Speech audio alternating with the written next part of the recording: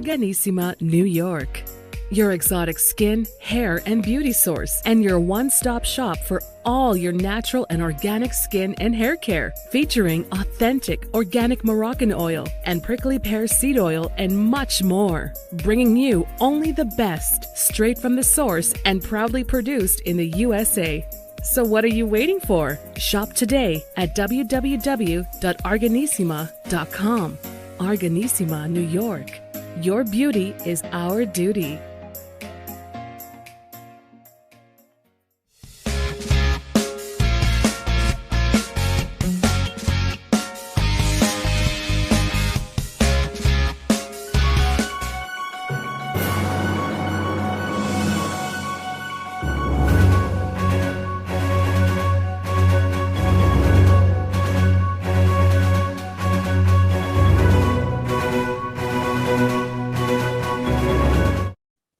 Folks, welcome back to the iHealth channel, the Fitness Fab channel, iHealth Radio, new day, new show, and probably the last show for the year. So, we're going to close the year with a bang. And, I have a super guest and a super story and a lot of motivation and inspiration today. So pay attention to this show. It's going to be really loaded with good stuff. Many people know people that might have suffered or just somehow experienced the concerning issue of cancer. And cancer is a disease that has been around and it's still around. There's a lot of research, there's a lot of work, but it's nowhere to be eradicated yet, and it's still here. And we sometimes may think it's not our thing, it's the other guy's thing, but we have to be careful and think twice about that because it's very close to everyone. And this is not to scare people, on the outside of the show here, but really our guest here is going to share with us a story, her story, and she is just a superstar in my book. A lot of things that she's been doing, and she's a fitness person, and she is an innovator. She actually does race announcing, and that's an interesting piece, and we're going to talk about that. She does different shows. She's an author, and she has an awesome book, for really that will motivate a lot of folks out there. And so we're going to talk all about that today. So I'd have with me today Fids Kohler, and she is straight from Florida, and she's going to share with us a lot of good insights today. So first things first, Fids, welcome to the show. Welcome, and thank you for being with us. Thank you so much for having me. I'm always excited to talk to another fitness professional. Thank you. Well, listen, I'm not going to be as professional as you. You're the innovator. so I will thank you for that. And, you have, I love that fidsness. And that's right. We talked about that's so sweet and so funny and great and catchy. I like the catchy part about it. So let's talk about this. Your story before the cancer, your journey. You've been very successful in a lot of things. I mean, I've watched some of the stuff and seen a lot of stuff. So tell us about your journey. And then let's talk about your abrupt, challenge in life. Sure. With cancer, 18 months, treatment, all that stuff. Yeah. So I have spent several decades helping folks live better and longer by making fitness understandable, attainable, and fun. Started teaching fitness at 14, fell in love with it, and I really just love helping people. It's all I've ever done, and it's all I've ever wanted to do. And I took it very seriously. So when I got my master's degree in exercise and sports sciences, because, some people think fitness is not such a big deal, but to me, when I'm giving out advice, I'm managing people's spinal columns and their joints and their hearts and their lungs. And those things are very important to me, and yours are very important to you. And so I thought, if I'm going to be an authority on this, I better be a real authority on this. And so I've been teaching fitness around the world for a very long time. I started off like many fitness professionals in a gym and doing personal training.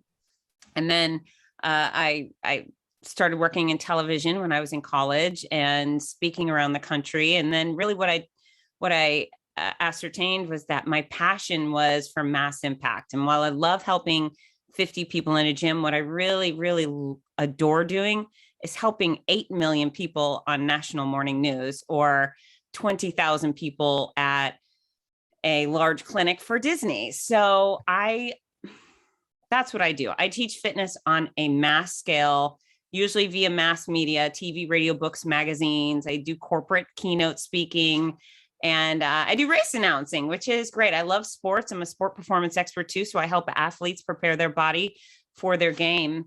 But yeah, race announcing has been something I've been doing for almost 10 years. And I host some of the largest, most iconic running events in the United States. So Los Angeles Marathon, Buffalo, Philadelphia, Big Sur Marathon, the Wonder Woman and Justice League Run Series, Gasparilla, you name it. Most weekends of the year, I'm standing on a stage, a start and finish line with between 2 and 30,000 people per race. And, I make racing even more fun than it already is by getting folks engaged, informed, and entertained. And we have a damn good time. I love sports. I love fitness. And I adore people who care about their health. And I would do anything to support them. Wow, Fitz, thank you. That's impressive. And I mean, I don't think I did, a good justice to you when I you know what? I do a good justice to me, right? That's right. No one could do it better, right? That's right. But definitely, it's so impressive. And folks, I mean, we have somebody that's out there that's doing a lot of good work. And thank you. Too much. I mean, and just everything you're doing, it's exactly in line with, first of all, what I love personally, and what our mission here in this particular channel is to really bring that inspiration to the people and really share with them. And of course, they'll have access to you after this show, to the description of the show and all the stuff through your website. Sure. And they can pretty much reach out to you for anything, whether it's corporate, personal, all the good stuff. That's right. So first of all, the announcing part, that's awesome. I mean, I just can imagine you on that mic. And on stage. I mean, you're going crazy. It's all fun. And it's just, yeah, I mean, that's gotta be some fun. Yeah. Well, and what situation does any other speaker or person on a stage get such a mass amount of high energy, enthusiastic go-getters? I get sometimes 27, 30,000 people, and to be the ringleader of that type of fun just blows my mind. And, some people have a fear of public speaking and they think, oh no, I would never want to be on a stage in front of that many people. And I have a fear of not public speaking. I love being with them. It makes me so happy. And then when they come through the finish line, I get the privilege of being the first one to congratulate them on their accomplishment, whether they're the first finisher or the last finisher. My job is to make sure every last one of them feels like a champion. And I have so much fun doing it. And they're all winners. Whether the first down one on the ground, and I get lots of hugs and I make sure everybody feels adored. It's just so wonderful. It's absurd that I do this for a living and people actually pay me well, because it's so much fun. It's really a lot of fun. Well, it is. And listen, I've watched, some of these things, and, now I'm gonna have I know her. Yeah, come to one of my races. But, it's amazing. You said something about, there was something, I think I cut you off because you stopped on your side.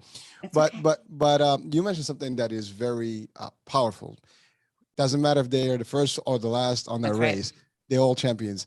And that is actually the true, bottom line of that race. It's really not so much about who's first. I mean, yeah, it's ideal to be that first, person on the line, but you made it. I mean, marathons, for example, I mean, if you go through it and you make it, that's the bottom line. That's really good achievements, good lessons for people too. Yeah, there's a few things there. I mean, the running industry is the largest participant in sport in the world. And so we go to a football stadium and there's 40,000, 60,000 fans. And we think, wow, that's a lot of fans. In my sport, sometimes we get that many participants. Some of our races have 60,000 people. And so the spectacle is incredible. But, what I care most about is everyone who shows up at the start line cares about their health or their community, or they're working hard for great causes, all three noble efforts. And then, we use the word running very loosely. Some of our athletes run exclusively, and good for them. But many of our athletes do a combination of running and walking. And then many of our athletes do absolutely no running at all. They are just going to walk the whole way. And our world-class runners will tell you it is so much more difficult to be a 7-hour marathoner than it is a 2-hour and 15-minute marathoner. Those speedsters, those champions up front, they are good at this skill of running 26.2 miles or 5K or whatever it is. but they make it look easy. When they win, that's because they've had a great day. They cross the finish line, they've worked hard, but they're feeling good. When it takes you 7 hours, 8 hours or more, that takes so much mental fortitude. So I respect the speedsters up in front. I adore the back of the pack. And quite frankly, those people are usually far more fun and interesting than the fast people. The fast people come up to the start line, and no matter how crazy everybody else is being, they kind of have this intense look on their face, and they're thinking, shut up, blonde lady. Shut up, I'm focusing. But the further we go back into the slower people, the more elation. They're just jubilant and thrilled to be there and not be on the couch. And they're so proud of themselves. And so I feel that. And on not a rare occasion, on some occasions, race organizations will just hire some local radio DJ or a TV news anchor, and maybe they're fine on the microphone. But unless they're one of us, unless they're a runner who's hit the wall, chafed, had blisters, cried at mile 18, they don't get us, and they don't have the intense respect for not only the speedsters, but the back of the pack. So, these runners, these are my people. I am one of these people. And it's just a true luxury to associate with hundreds of thousands of, special humans every year because of this race announcing thing. I mean, I'm so blessed. I love it. Well, listen, thank you for doing that. I mean, and I just, your passion and your just energy right now, it's just like oozing out of the screen in front of me here. But I have to say, I mean, lessons learned from races, are lessons for life. I mean, that's the thing. Life is a race, and as it is, you start sometime and you're going to end one day, and how you go through it makes a big difference. Races can give us those lessons. And you're right. Those people that take the time, 7 hours is no picnic. I mean, but they're determined. That's lesson for determination. They're motivated. They have a goal. They want to achieve it regardless of whatever. They have hurdles. They're tired. They still make it. And those are the things that we will face in life. So really, I mean, some people obviously will do it in 2 hours. In life too, there will be people that will just somehow there are things in their way that make it faster for them to get to whatever the goals they have. But not everybody has that. And so from this platform, I mean, it's just a message to everybody. You know what? Just be in the marathon. Just be in the race. Or 1 mile or a 5K. Yes. Yeah, there's much shorter distances for sure. Any race. And in life, just get in and just try to do it. Yeah. And for those who've never done a race, what I say is show up, like come to a finish line and just watch. You will see someone that looks like you, and then you'll see someone that looks far less capable than you. I'll use the marathon distance because I host a lot of those, and they're, impressive. I've had these type of people do 26.2 miles for me on very hot days, 400 pounders, 90 something year olds, many men in their 90s doing full marathons. I've had men with 0 legs run marathons, war veterans that have been, had their legs blown off, and they show up with prosthetics and they crush it. They go the distance. And so if we can get the morbidly obese and the insanely elderly centurions and people with no legs out to do these distances, well, certainly you can show up and do a 1 mile. You can go for a walk 1 mile. And we, it's not always about the finish time. It's about the finish line. You go from point A to point B. And if you have to stop in the middle, okay, who cares? What's the worst that can happen? Nobody else cares what you do or don't do with your athletics, but just give it a try. Give it a try. We want to have you, and I want to be able to give you a finish line hug. Everyone out there, that's my goal, is to hug you all at your finish line. Received. And you know what? Respect. First of all, you mentioned something about, someone with no legs because of war and everything, but still determined to be there. That's it. I mean, that's really powerful. I love when I see, folks that nothing stops them, even something that extreme. And some people complain with everything. They have every single limb, and they complain about everything. And some people lose things of value, and there's nothing more valuable than your body's parts, and you do make it. That's powerful. That's great. Yeah. And some of us will find a way. I'm a find a way type person. No matter what's going on, I figure it out. I find a way. And then some people are can't people. Some people make every excuses not to do the most simple tasks just because they're fearful or lazy or unmotivated, whatever it is. But You only get one life, and being one of those can't people isn't a lot of fun. Well, listen, guess what, Fitz? This is why we're doing this. We want to motivate those folks to change and be better at what they do. And you know what? Anyone that may today feel that they're on the can side, guess what? You can, and you will, right, as long as you make the changes, necessary changes. There are no excuses. Be stronger than those excuses, and you will be there. That's right. One day you will make what seemed like the extraordinary ordinary for you, and that's really the ambition. There is go do the things you think that are extraordinary.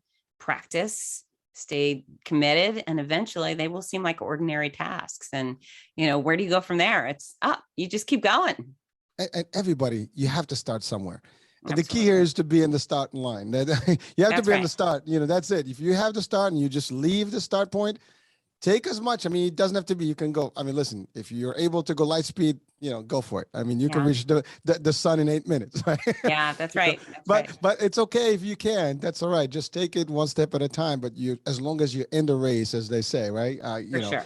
We have in the sales world, we call it be in the train, on the bus, or just hop on the train and be in the train. As long as you're in the train, you're going to the destination. Yeah. And so there's so many analogies and so many, I guess, proverbs and sayings we can have here. Right. But the bottom line is really, we want you to be inspired. We want you to be motivated. We want you to change your mindset. It's all in the mind.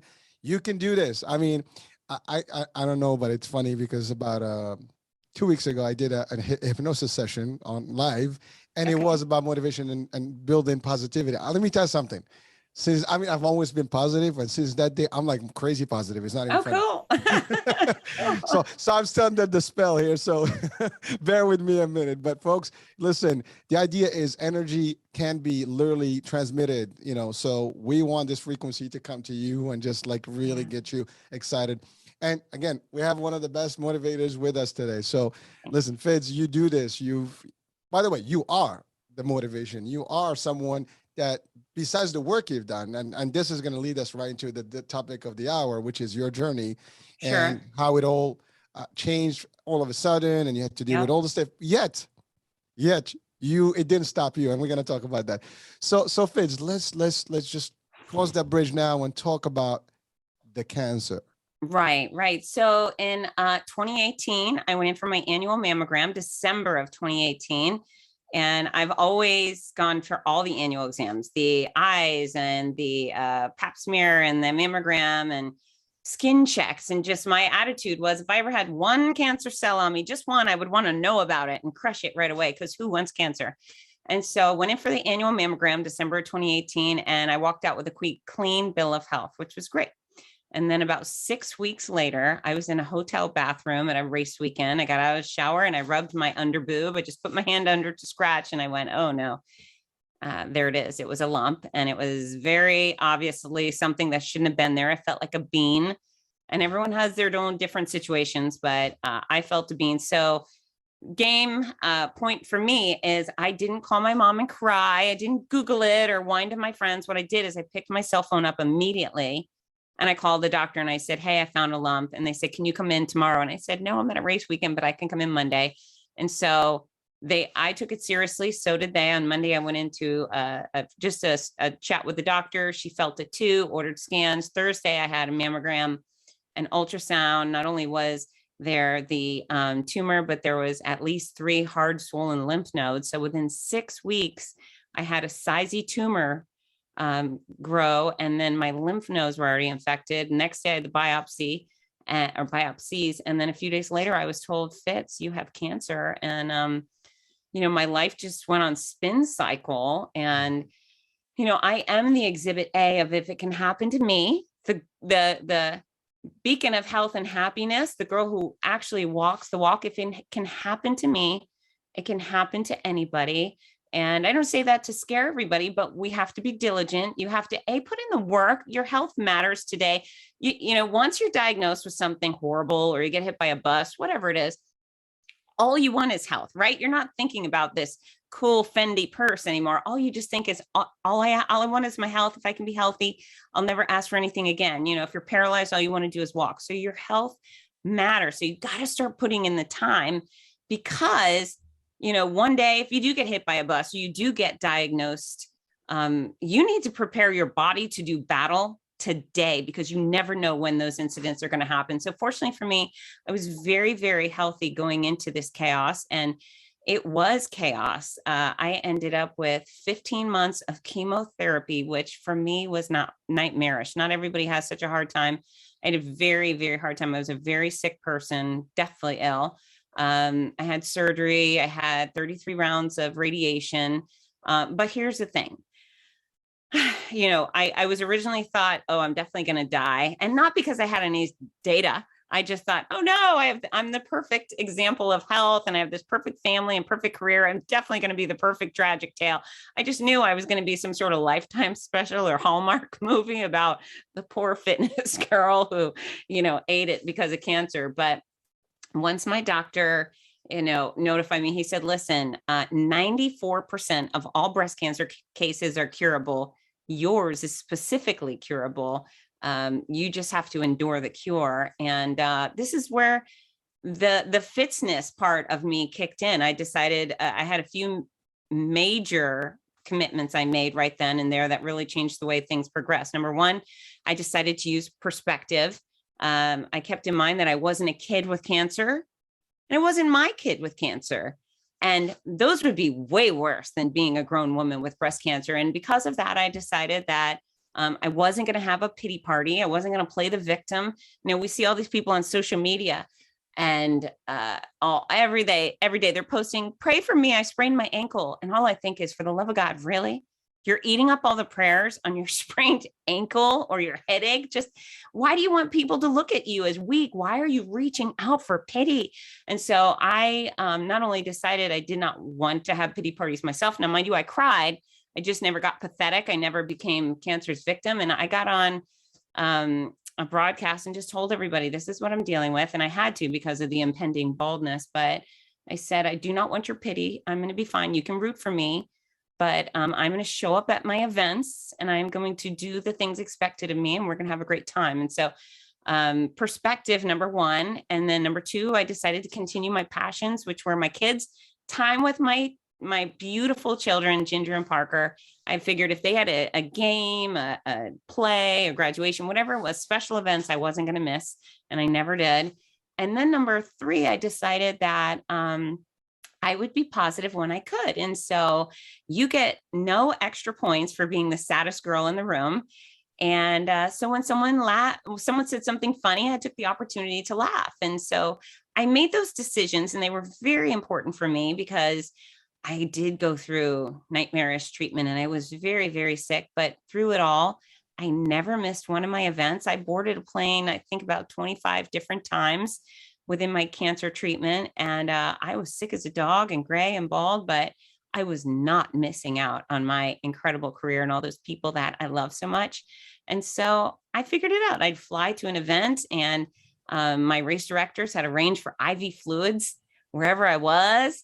And, no matter how bad things were, if I were sleeping on the bathroom floor in a hotel because my stomach was a mess, my alarm would go off at 4 a.m. and I'd get up and get dressed. And the second I stood on my stages, all the bad stuff kind of disappeared. I got to be full force Fitz Kohler again, because I was focused on those tens of thousands of people that I was there to serve, that I love, that excited to me. And the last thing I could think about was myself. And so that was one of the most incredible decisions I had ever made, is just continue on instead of stay home, hide out, rest. That's what a lot of people would have expected, and I don't blame them, but it's just not who I am. And it all worked out really well for me.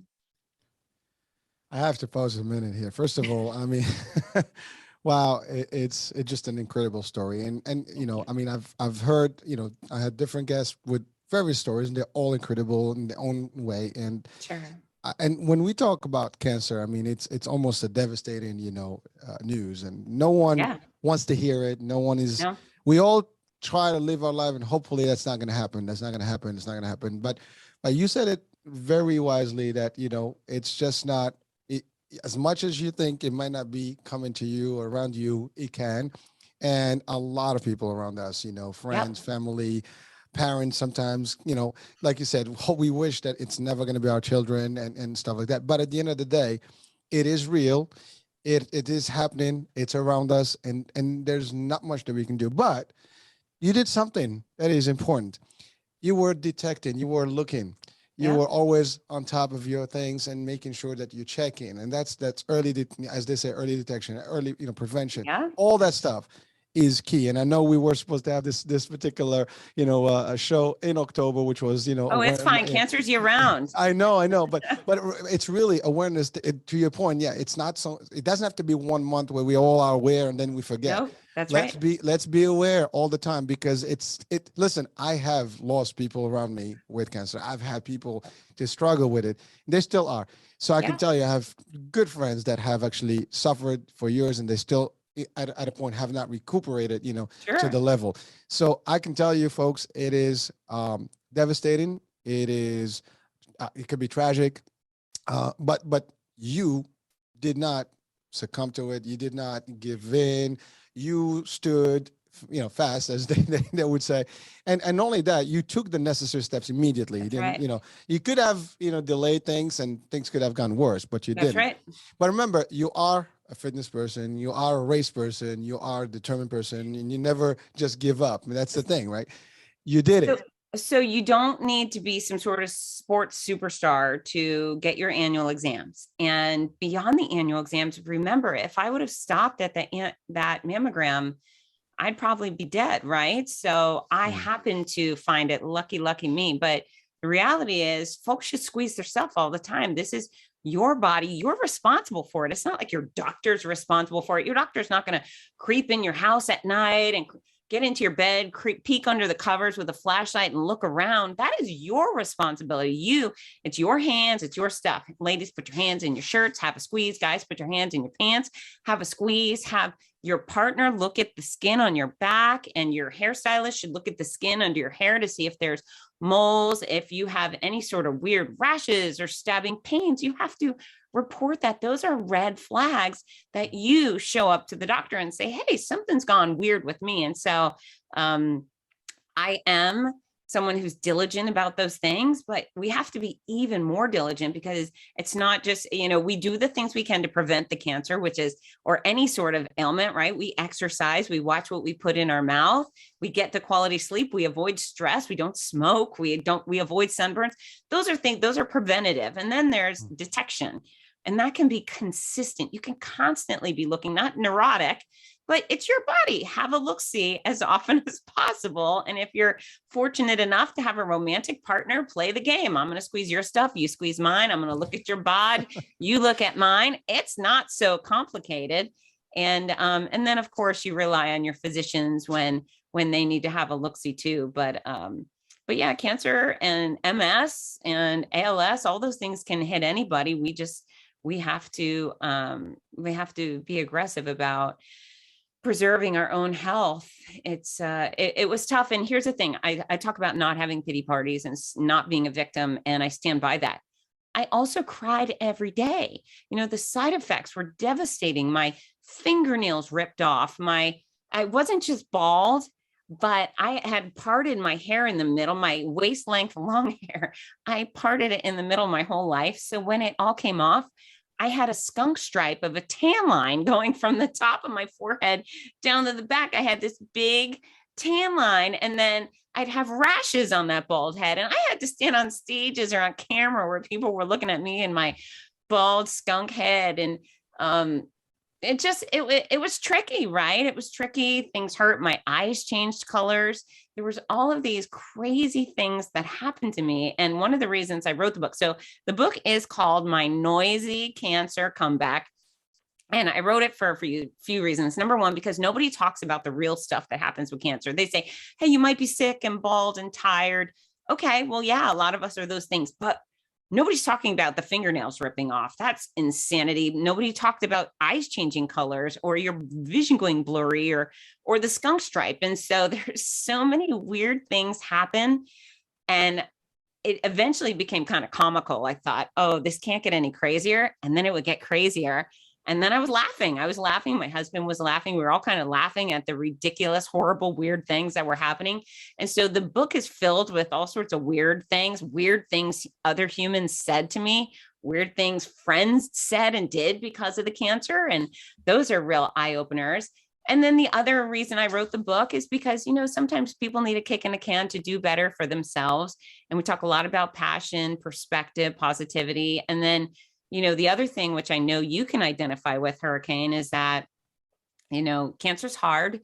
And there was a lot of things that were difficult / scary for me. I'm a bit of a medical wimp. And so almost every time they came at me with a needle, I cried. I'm claustrophobic, so the MRIs were tough. But what I found is that every day I had to do this scary thing. And I knew that if I wanted to survive, I was going to have to keep doing really hard things. And so I started talking to myself in my head. I got in there and I would kind of coach myself up. And I'm not one of those self-talk people, but there I was thinking, reminding myself, hey, you used to be a competitive kickboxer. Hey, you've raised 2 great kids. Hey, you own a worldwide business. Those are big deal things. You can do hard things. And so I would get into that MRI machine while hyperventilating, reminding myself, I can do hard things. I can do hard things. I'd sit down for round 12 of chemo thinking I can do hard things. And so that became a bit of a mantra. And, for 15 months, I endured treatment, but I continued to tell myself I can do hard things.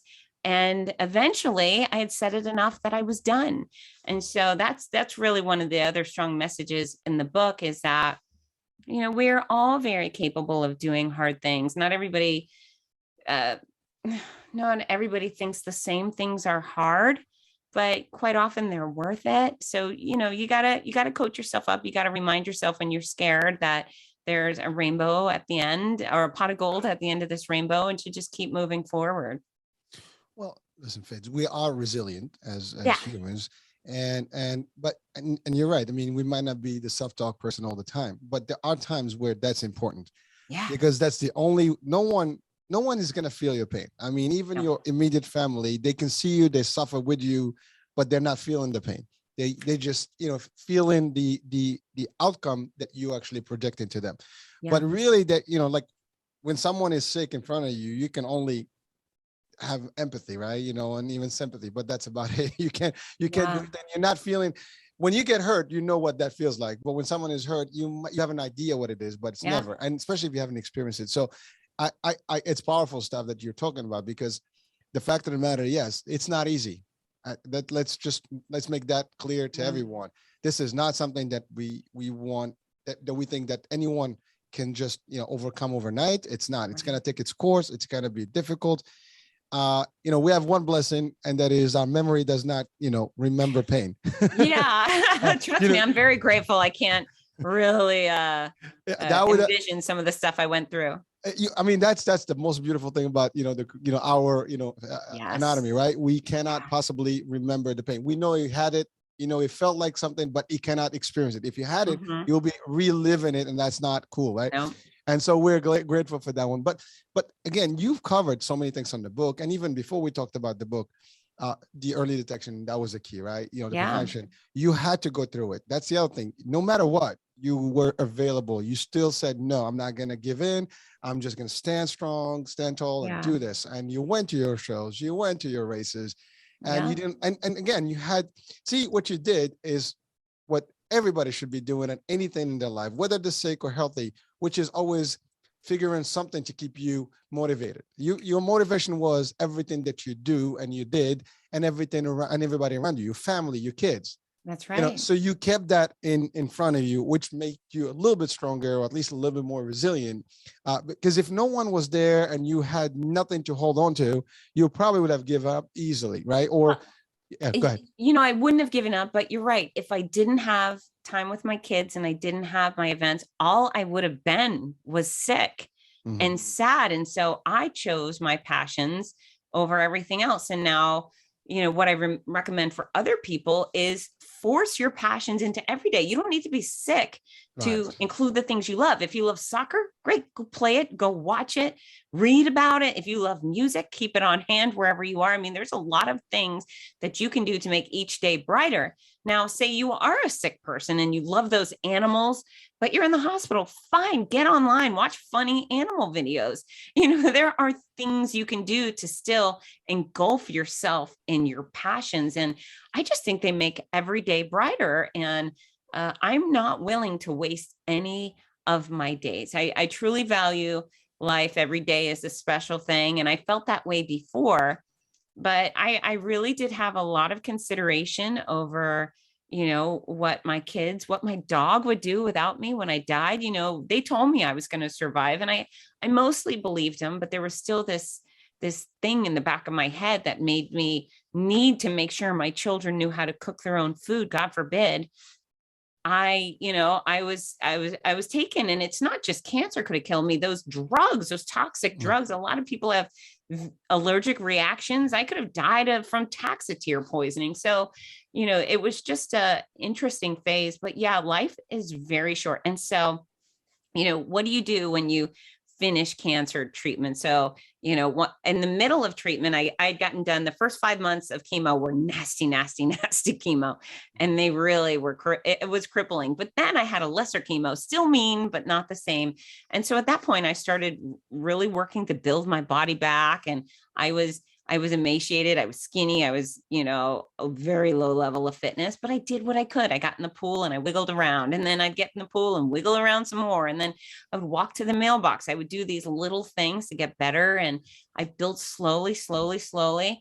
And it was interesting. COVID came at month 12 of my chemotherapy, right? So I'd been doing it for a year, and then the world shut down. And in my mind, I thought, are you freaking kidding me? I have been embedding myself in mass amounts of people, working like a slave during cancer care, and y'all are hiding under the bed because of a virus. I was a little bit bitter that they had shut down the world when I was finally starting to feel even better, and I was raring to go.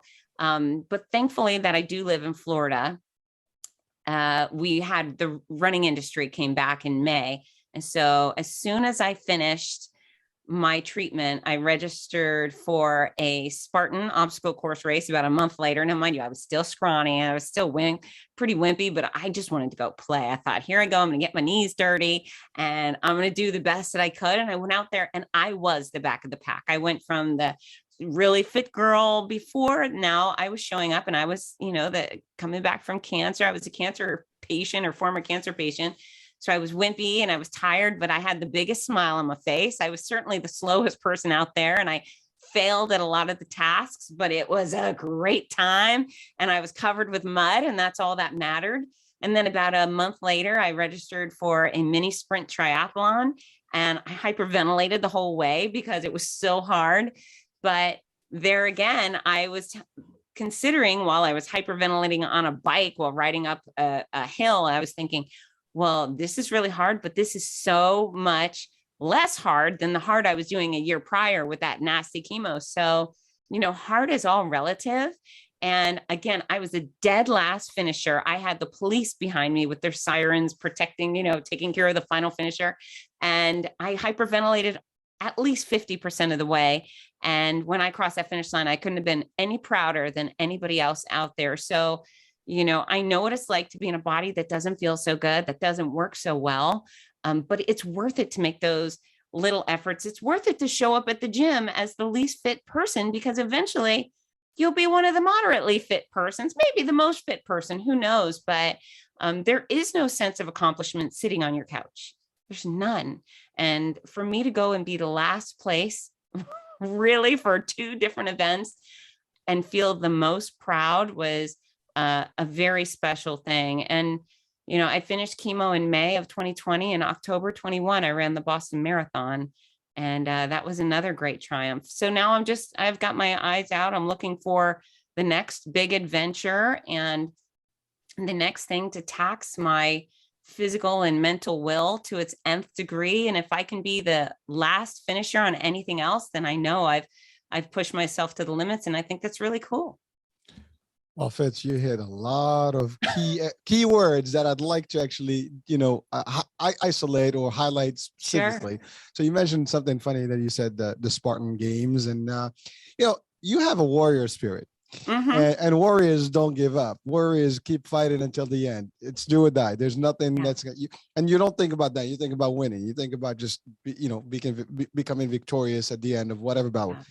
Yeah. And the other part is that you were, yes, they were probably the worst races in terms of your competitive life, but they were just as rewarding because you were More in the race. rewarding. More More. rewarding. More. And remember we said earlier, you have to be in the race. So you got Yeah. into the race regardless of your, and by the way, that was exactly what described to those other folks that may take 7 hours to be, they have their own circumstances. We don't know whether they've been through chemo or other things, but they still had that race.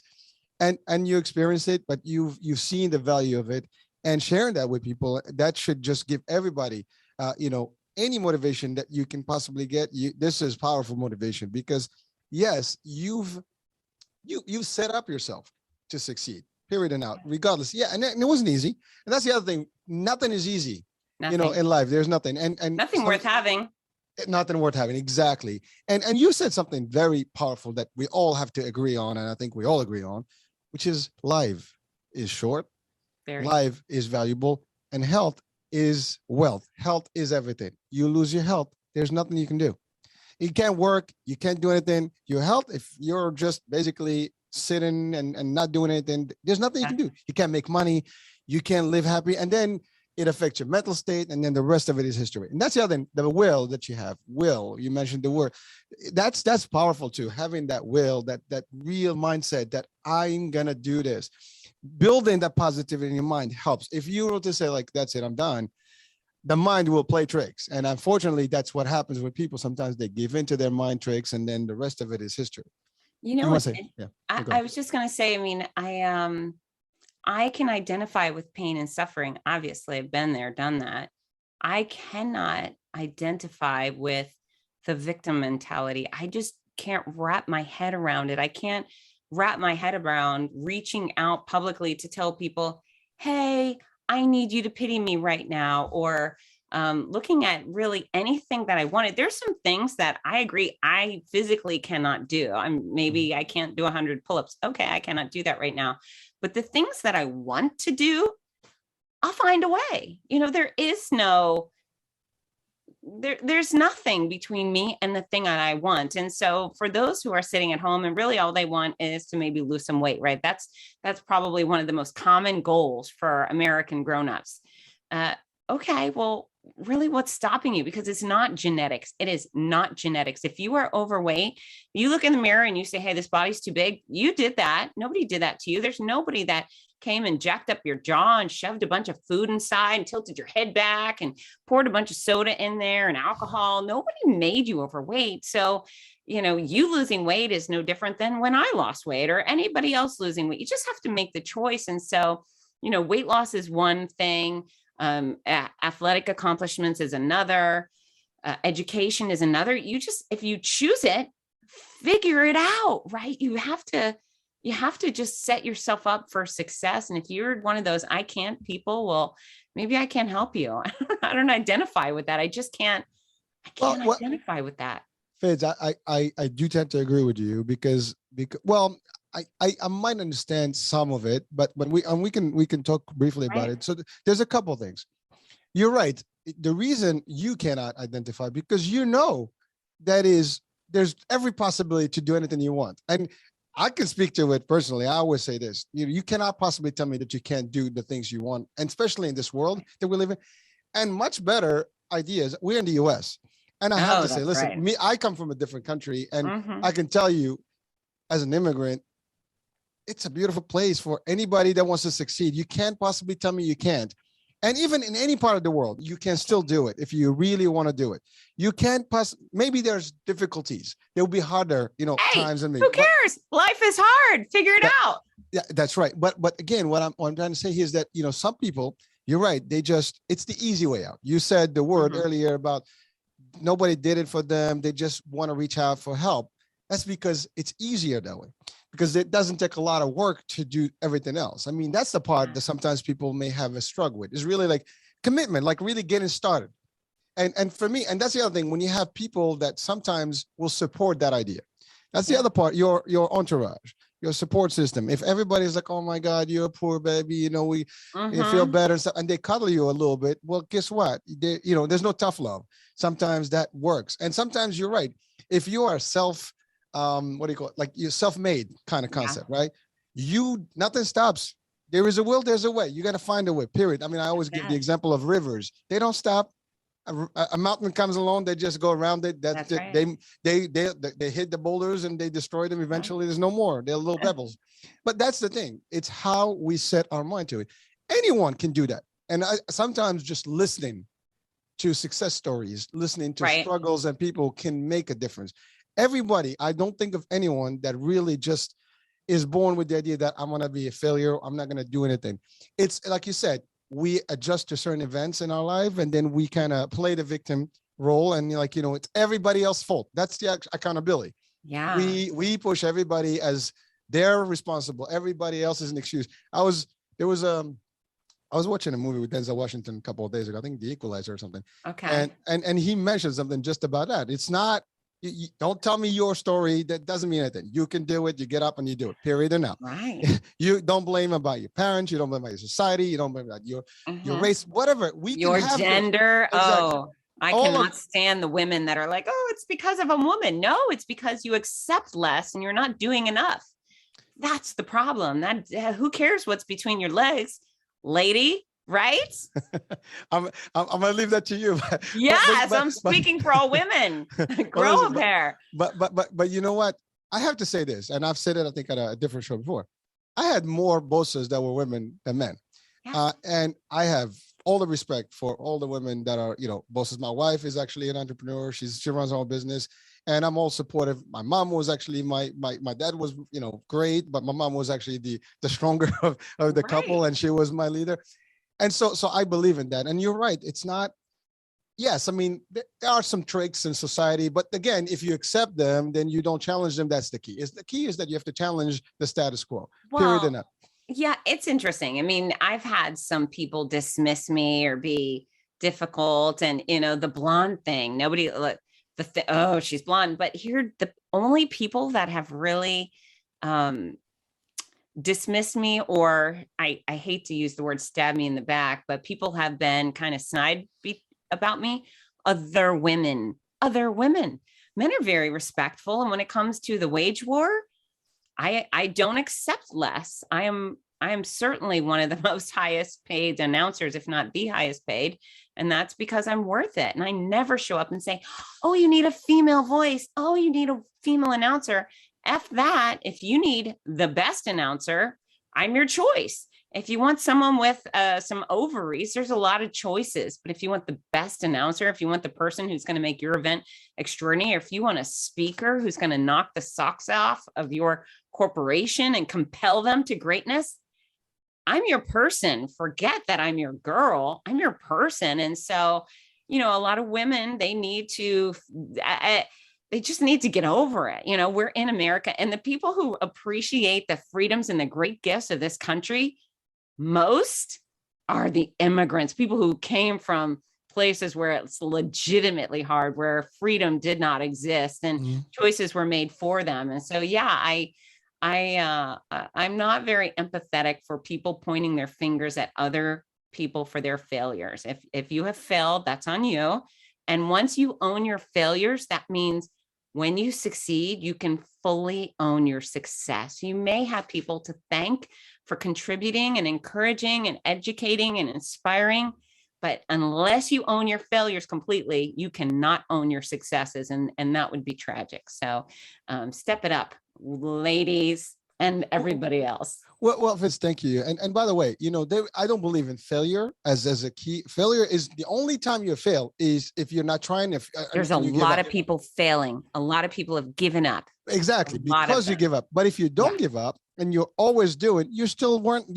You're learning. You're on the way. Exactly. Yeah. It's either you're in it or you're winning it or you're learning it, period. Yep. But if you stop, that's when you can be literally labeled as I can't. But that's even that. You question why I wasn't able to do this. Well, find another way.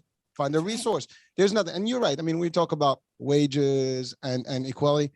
To be honest with you, I believe equality is just a standard thing. There's no Yep. difference. As a matter of fact, Me too. I work actually in an industry where there is no difference in the wage levels between male or female, because it's all the same. It's all about performance.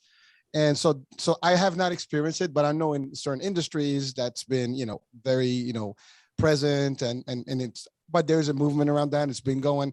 But you're right, just because people have not taken it to the next level, and now it's happening more, and there's more strength to it and more, I guess, support to it. And that's key. But I think the support is on both sides.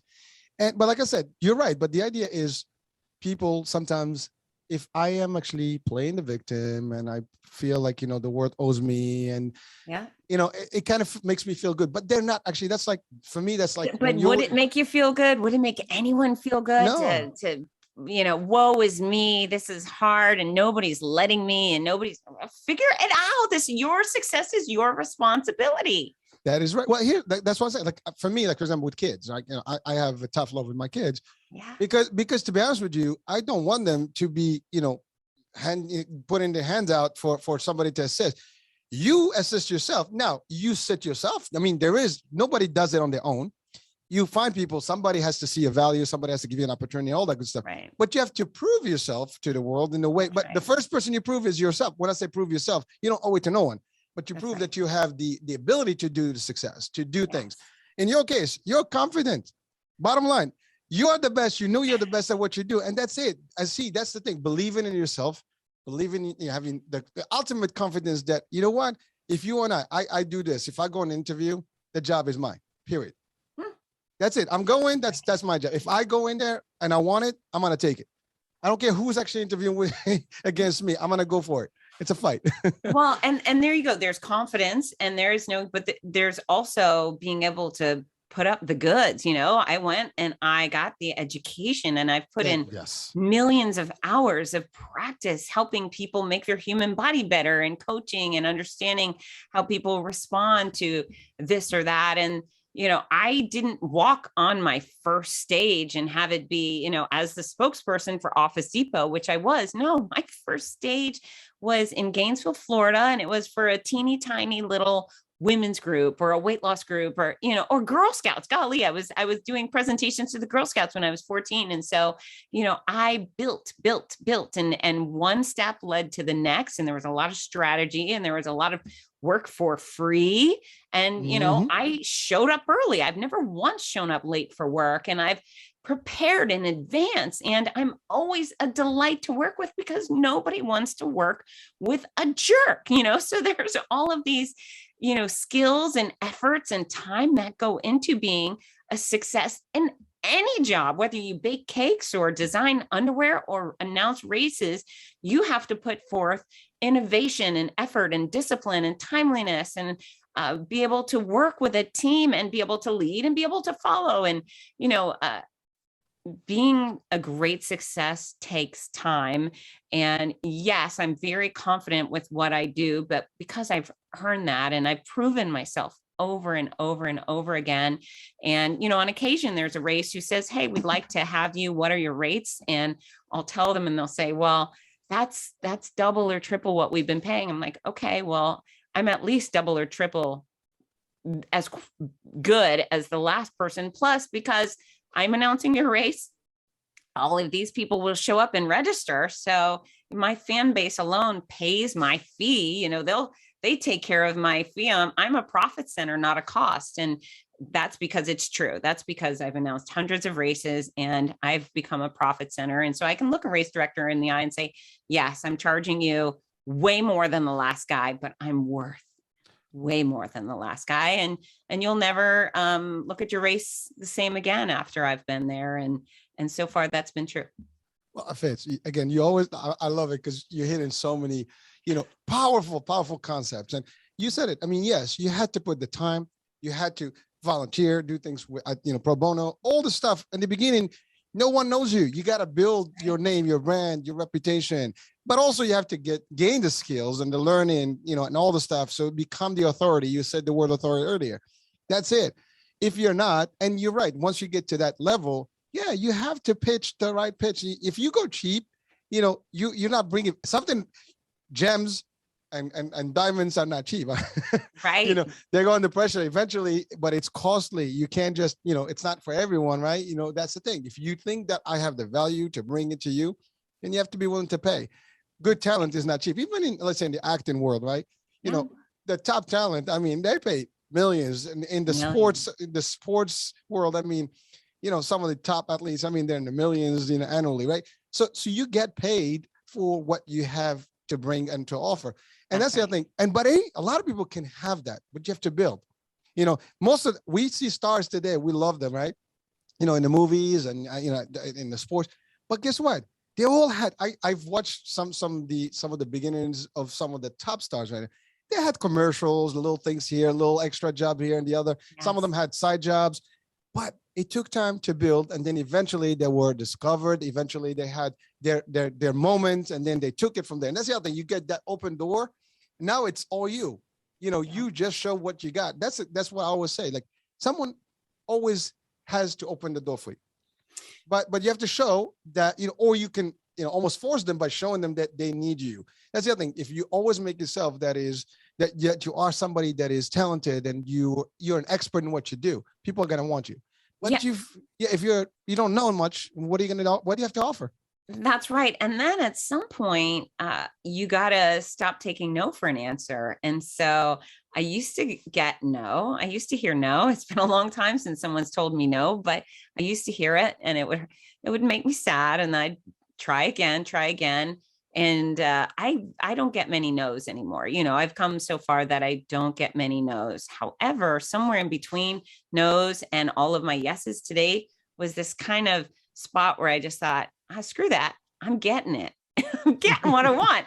And maybe I have to go around you, under you, over you. I might have to go through you, but I'm not accepting no for an answer. And there's that Marvel superhero Juggernaut, and he's got the helmet, and he crashes through brick walls. And that is my little, what do we call that?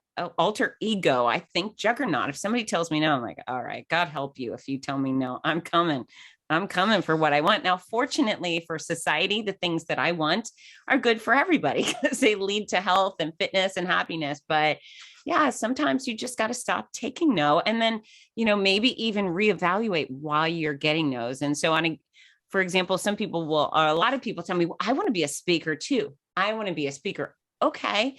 But every other word out of their mouth is like, and it's like this, like, and they sound like they're on The Bachelor. They sound like an absolute moron with the way they speak. And nobody's going to put you on a stage to embarrass their organization when you get up and every other word is like. So if you want to be a professional speaker, at some point, you're going to have to settle down and learn how to speak properly. And that may be a drill you work at home with your family. Everyone's going to work on not using like as a filler word. And then maybe you invest in $20 a year to be part of a Toastmasters club where an actual professional sits down and teaches you how to speak eloquently and deliver a message that's coherent and interesting. So there's times for not taking no, and then there's times for reevaluating and then going back after it. Listen, this is some powerful advice here. And I think a lot of people, just it might sound very proud or something, but it's not. You have to understand, folks, when you are who you are and you know what you have to offer and you know that there is a success here, sometimes you have to speak at that stage, and you have to be able to really relate that message that, yes, I am it, in this business, I got this. And there's nothing wrong with that. Walking high, tall, your head up, that's important. That's exactly what makes, leadership. That's exactly what makes the top people top. I mean, it's, right. We refer people top. What makes top is really the expertise and the delivery. If you got the goods and you can demonstrate you have the goods, you have outcomes. The goods. Outcomes. That's it. Results. Outcomes. And you're right. No is a common thing. People say no all the time. And the reason we say no, because we don't understand much. And really, and that's in sales, we say salesmanship begins when the customer says no, but no is like almost the default. No, we are conditioned to say no before we say yes. Right. So the question is, we have to find, and you're right, the reason there's a no, because I haven't demonstrated why the yes. And those are things that you learn. But again, it takes time. It takes knowledge, skills, repetition, real practice. You know, if you want to just do this and wing it one day, it's not. I mean, it's not going to happen. No. There's nothing. Again, nothing happens overnight. You know, and we hear things over like in the social media, like success and I became millionaire overnight. No one. I don't know of any millionaire that happened, you know, overnight, unless you inherited it. But that's another story. You know what happens overnight is you get a job overnight, but you build a career over time. You become a professional over time, and you do not step on the largest stage as your first effort. You start on the really teeny tiny stage back there. And, you know, I sound quite often very pointed, and I'm okay with that. You know, I have a large following, and the greatest feedback I ever get is thank you for the brutal honesty.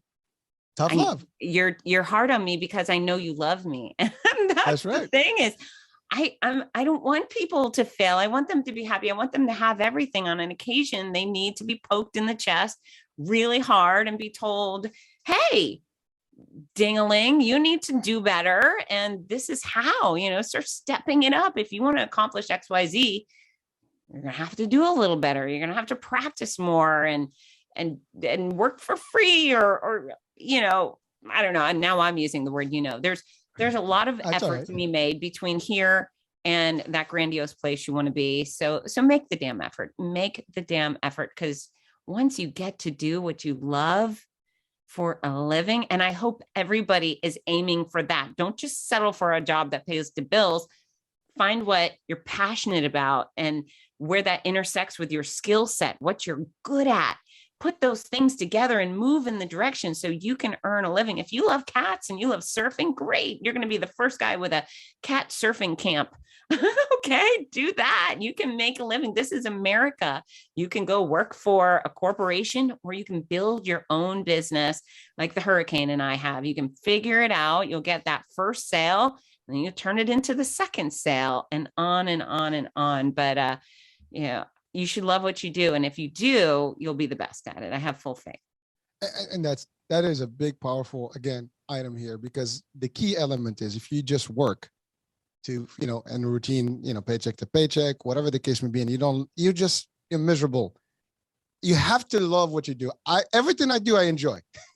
Personally, whether it's my sales job, you know, in the insurance world, I enjoy that interaction, the leadership part. I do that with pleasure.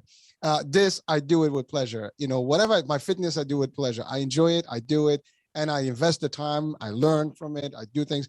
And a couple of things you mentioned. When you're the authority, you're at that level, you're a general. And I refer to the military concept. And generals don't speak very kindly sometimes, because, you know, you got to have that tough discussion with your troops, because if you're just like, oh, you know, what kind of soldier is going to go fight when they like you tap on the shoulder at the first, you know, pebble that they're going to, you know, twist their ankle on, right? It's not going to work that way. You got to be tough, right? And sometimes that's the key, but that doesn't mean that it's condescending. That doesn't mean that it's actually undermining people. That's actually really getting you to be too strong. If I make it easy for you, which is entitlement, people tend to like, oh, the world owes me money. What am I supposed? Why would I have to do that?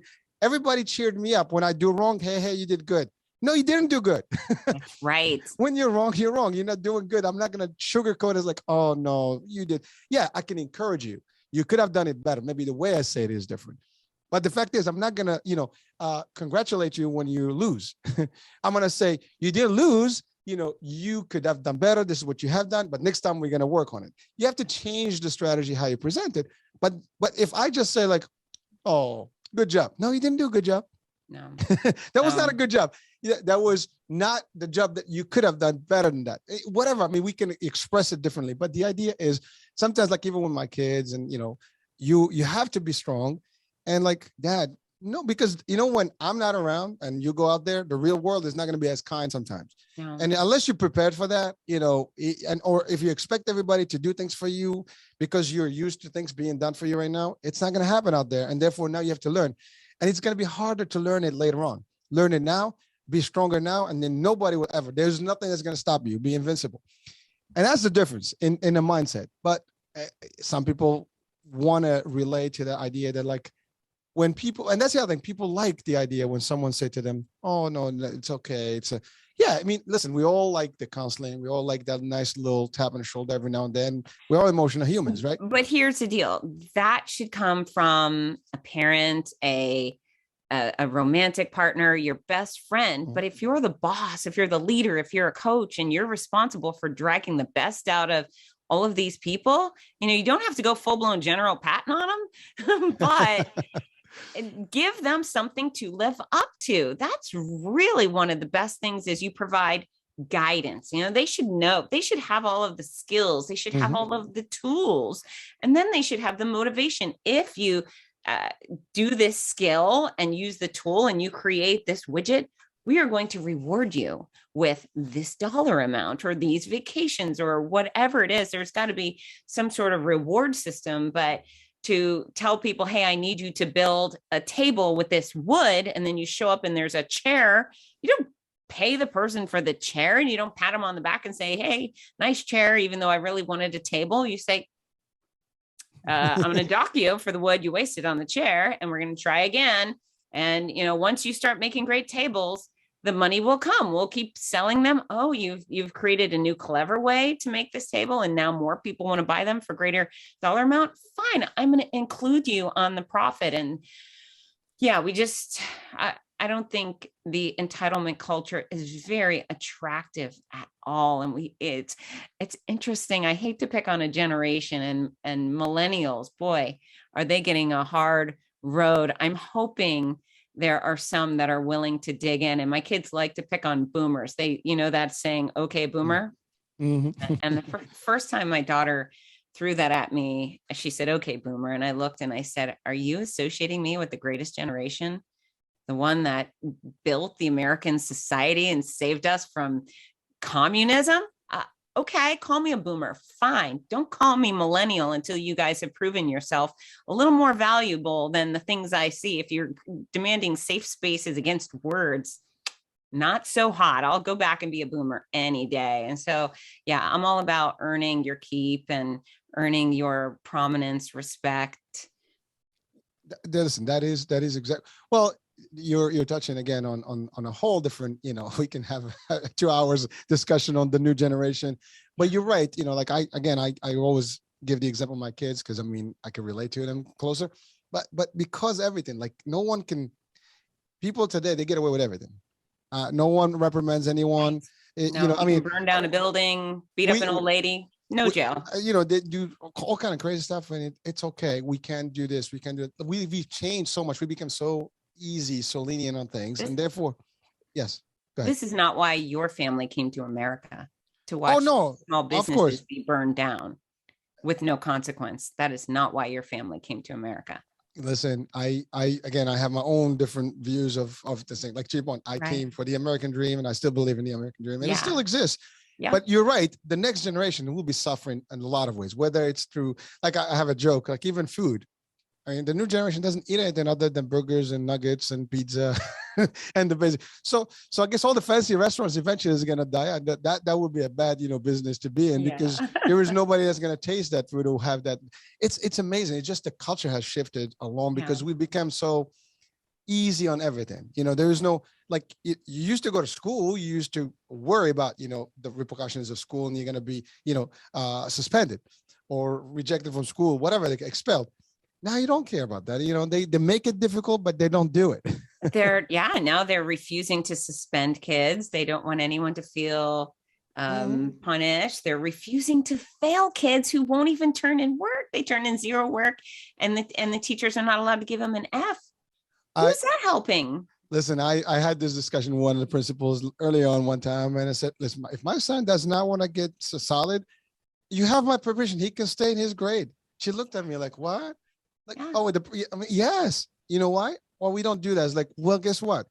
Where I come from, if you didn't pass your stage and your grade, you'll stay in that grade until the next generation catches up to you, and you'll be the oldest kid in that classroom.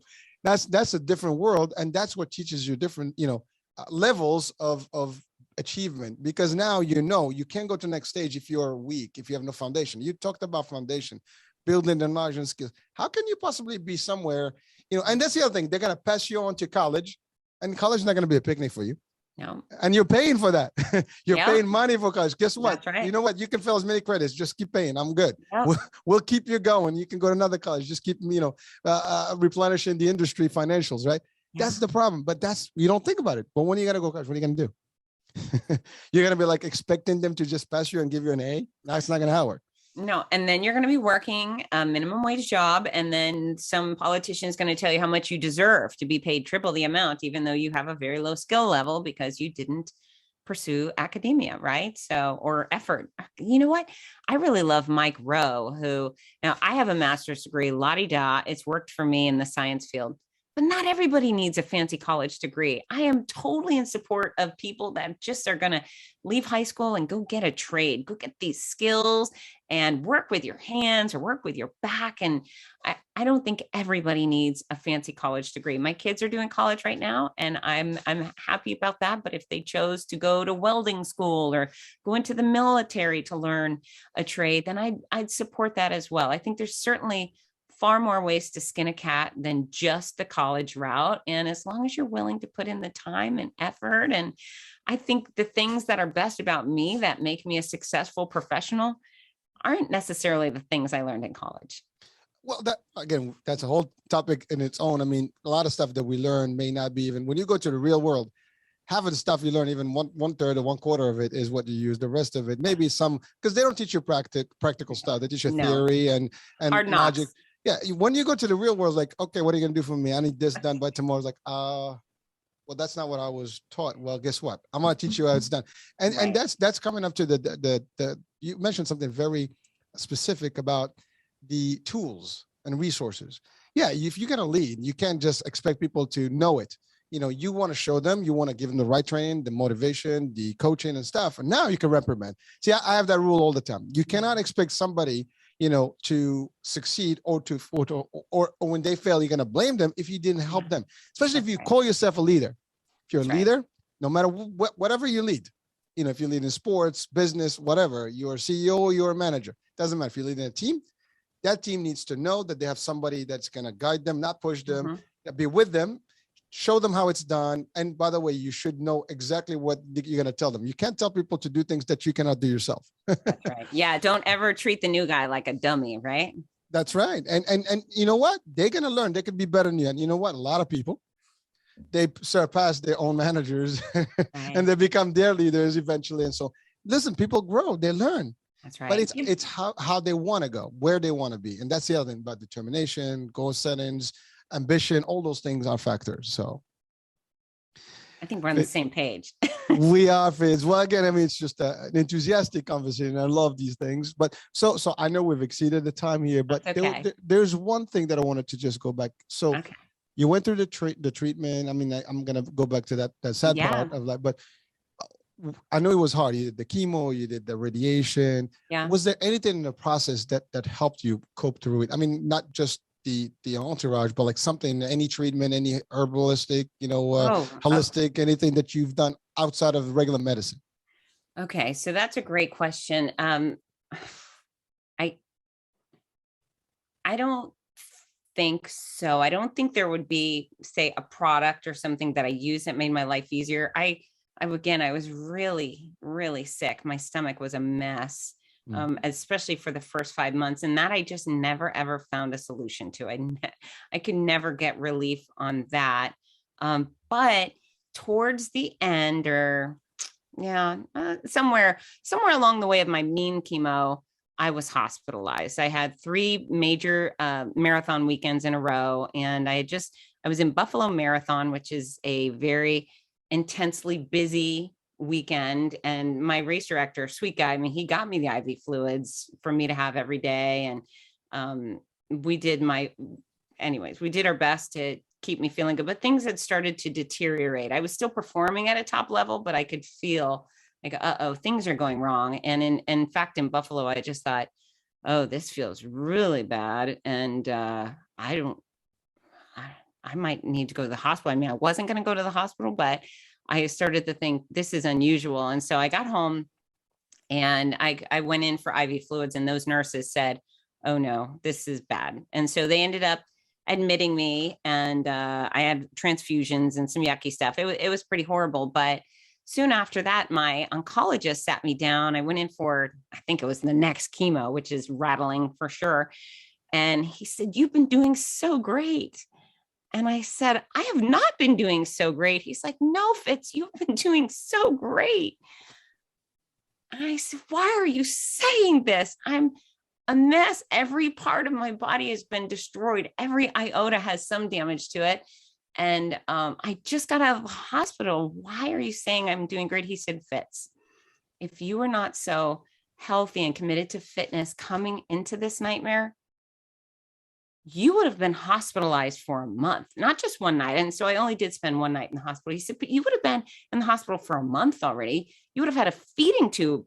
He said, "It's only because of your commitment to health and fitness that not only have you not been hospitalized for a month with a feeding tube, but you have been traveling around the country having more fun and adventure than almost any healthy person I know does in a decade. So when I tell you you're doing great, I'm not suggesting you're not suffering, but you're doing great. And the only thing I can blame it on is your present level of, or your original level of health and fitness. So keep doing that." And so that really resonated with me. And so I did, during the mean chemo, there were a couple of months where I was put out of exercise completely. So I was stretching in the shower and stretching in bed, but I wasn't able to do any cardio, any strength training. I was saving any energy I had to go do work and then come home and rest type thing. But yeah, that resonated with me that, oh, you know what? He's right, because I had some other friends going through it at the time. And man, they had a really hard time, and there were feeding tubes. And because of the feeding tubes, there were infections, and there was this whole slew of nonsense that came with lack of fitness. You know, that thing that I had already built up was pretty wonderful. And so I don't have any products that I could recommend, but again, whoever you are, start prioritizing your health today. Start with a baby step. And when I say baby steps, I do mean baby steps. Get in the pool and wiggle around like I did, and then turn that wiggle into a walk, and then maybe into a swim. But yeah, start focusing on fitness now. And because I cared so much about my health, and thankfully, because I had the knowledge on how to progress, so gradually I went from super sick to Spartan race, triathlon, and eventually Boston Marathon within about a year and a half or less, because I cared so much about me. And so that's the magic potion right there, is exercise, sleep, watch what you put in your mouth, avoid the cigarettes and the alcohol and the sun damage, and just keep taking care of yourself. There is no magic pill. And Fitz, you know what? That's an important message for everyone, because your lifestyle before even the dealing with cancer was already in place. That's right. And that was your lifestyle all along. So you had a healthy living format. You know, your formula of life was including fitness, traveling, enjoying life, being vibrant. And those are things that everyone can do. And it doesn't have to cost money. You can run in the park. You can walk. You can do things, with minimum cost, but still live a happy, exciting, fit life. Eat nice, eat healthy, pick your stuff correctly. You mentioned alcohol and smoking, bad for you. And the more you have in your body, and even like we've talked about recently, we haven't talked on this show, but obviously the pandemic, you mentioned COVID. Yeah. It's been very clear that the people who had a much better, healthier lifestyle tend to, defeat the actual COVID, better than those that may not have. So it's important to realize those things and be really aware of them. Well, you're right. That's such an exhibit A of why fitness matters. So, in general, if you are fit right now, you will be able to rehab and recuperate from any illness or injury faster than you would if you were sick and weak going into it. But there's some people that are genetic MS or genetic brain cancer. That's sad, right? That's a sad comorbidity. I had a sad comorbidity. There is no evidence to say I did anything to earn breast cancer, yet I still had the cell go rogue. So there are some very sad people or situations where people have a comorbidity. And then, of course, there's elderly.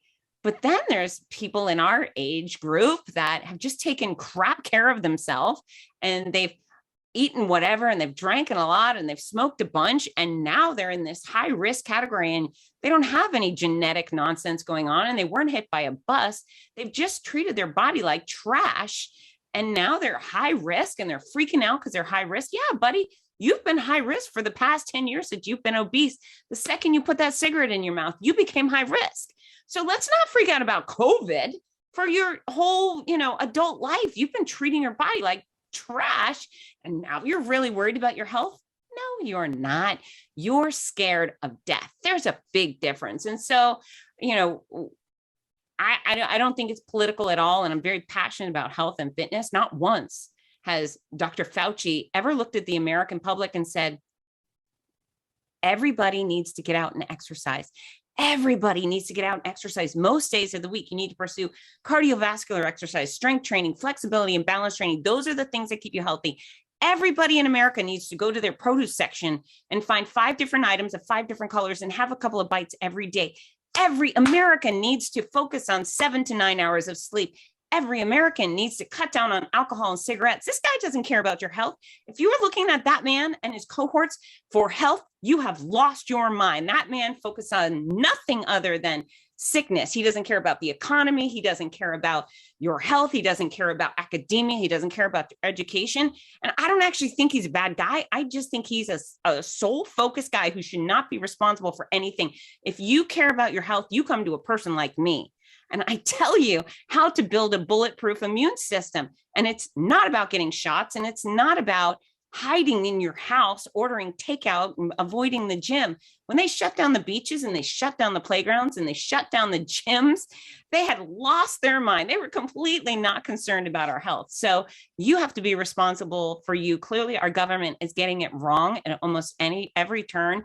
If you want to focus on health, it is not about the other stuff. It's about you moving your body, getting it sweaty, challenging it in a variety of ways, consuming nutritious food that make you resilient to disease and viruses and bacteria, drinking lots of water. I could go on, but the COVID thing, nothing to do with health. That's a sickness. That's another category. Health, I got you covered. And the end of rant. I'm sorry. I'm Listen, up there. Listen, I'm pretty sure you hit on something that a lot of people watching and listening right now, like, damn, I was waiting for something like that. I want that message to be, because you're right. I mean, unfortunately, everything that makes you healthier was stopped. Right. Gyms. I mean, the gyms were the last things to reopen. The outdoors. Yeah, I know. And listen, I'm in Jersey. It was worse. I mean, New York, forget about it. You're in Florida. You must be very happy to be there. And that's why a lot of people are moving down there right now. Yeah. Escape Florida. That's right. Well, it's amazing because it was tough. It was really tough. And I can give you a good example. For example, for us, we managed to do virtual trainings, and a lot of people were interacting with us. The whole channel of fitness started from that concept, because we had the health piece, and we said, okay, let's just do the fitness and throw it in there. And it works, and people are active, and you can't stop. By the way, even if you're home, you can be active. Yeah, of course. You can be in a small room, move a little couch out there and start doing some push-ups, jump whatever. You can do it in small spaces.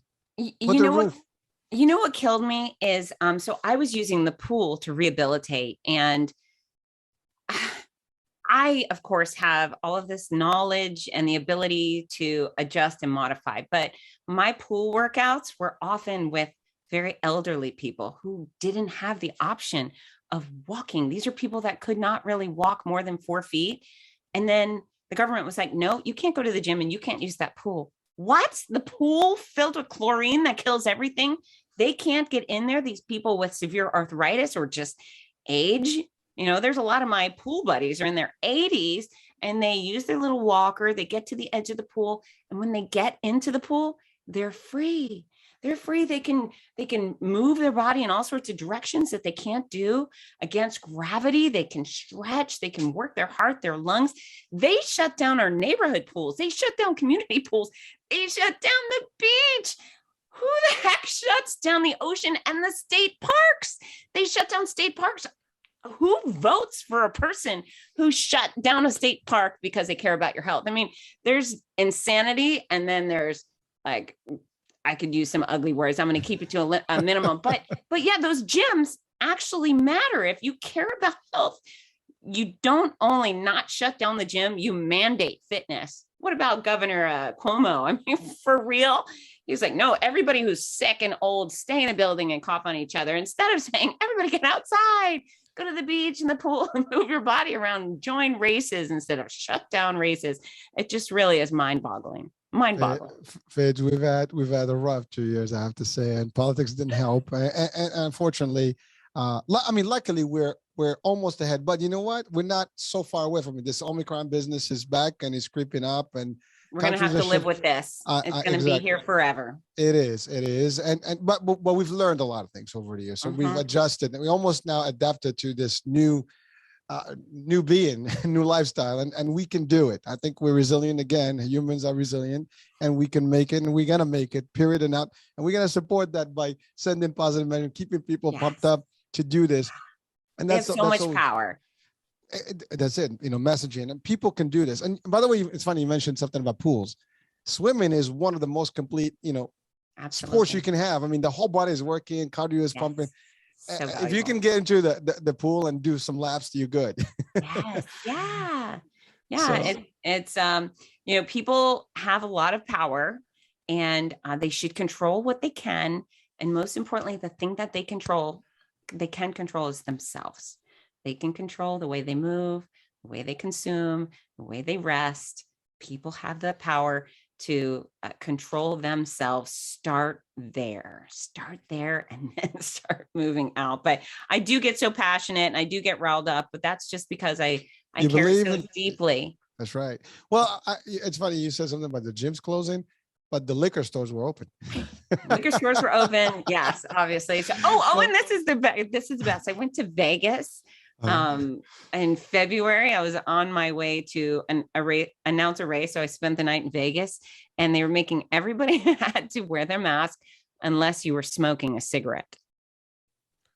Well, I mean, I'll beat that on an airplane. You're supposed to have a mask, but when you're eating, at least you need food, but cigarettes? Well, no, but yeah. Well, I mean, they care about health. Fine. You take it off to eat your apple, but if you're smoking a cigarette, you don't have to wear a mask. That tells you everything you need to know about these rules. Well, we could talk about those masks too, but I mean, I don't want to get into that discussion. But again, there's a lot of things that when you kind of just contemplate, that there's a story that doesn't add up, and we can politics is left and right. We can debate it for hours. That's right. I've seen the debate everywhere for the last 2 years, and it just doesn't end, and it's still not going to go anywhere as long as this is keeping up.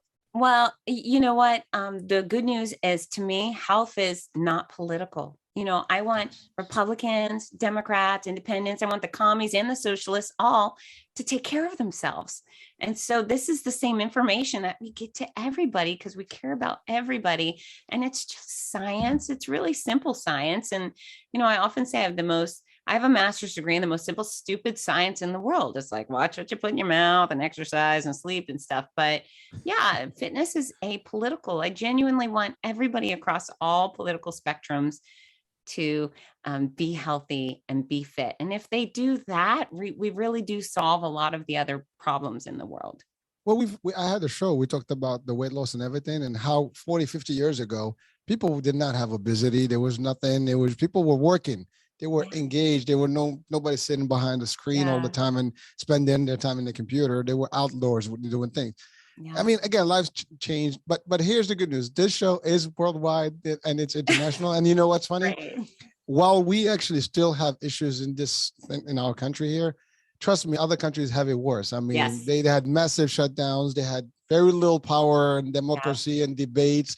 You basically had curfews and you can't do it. And you had military and police, police in the streets, and you can't even leave without a permit. Mm-hmm. So I have to say, we are still probably one of the nations that had the least impact compared to others. And, for that, we're still proud. And I'm still happy, regardless of how many limitations we've had, we still had it less than others and still going. So listen. Well, Give me listen, liberty or give me death. It's all about freedom here. I want it all. well, and with freedom, sometimes you have to have controls too, because we have two extreme freedoms, and that sometimes clashes. But at the bottom line, we still have the ability to do this and do a lot of things, and hopefully make a difference. Well, Yeah. listen, Fitz, I mean, this conversation has been super fun and very, very inspirational, motivational. I mean, I can put the whole dictionary here together with all the words. There you go. So that's the book.